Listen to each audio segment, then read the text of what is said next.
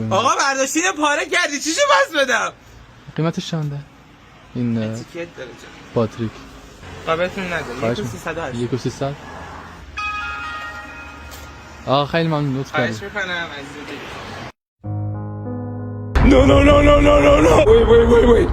ازتون خریدم یادتون هست ولی خیلی ازش خوشم نیومد. دوست دخترم هم گفت که مثلا خیلی بزرگ نداره.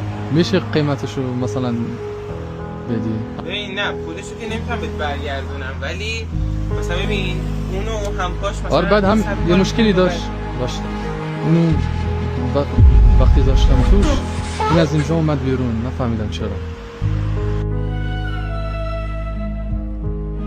Why are you gay? آره همینطوری بود آقا.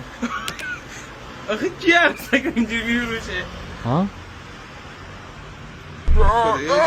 نمیشه اصلا پولشو بگم. آقا برداشتی پاره کردی چیشو پس بدم؟ هیچ راهی نیست چون من نبودم.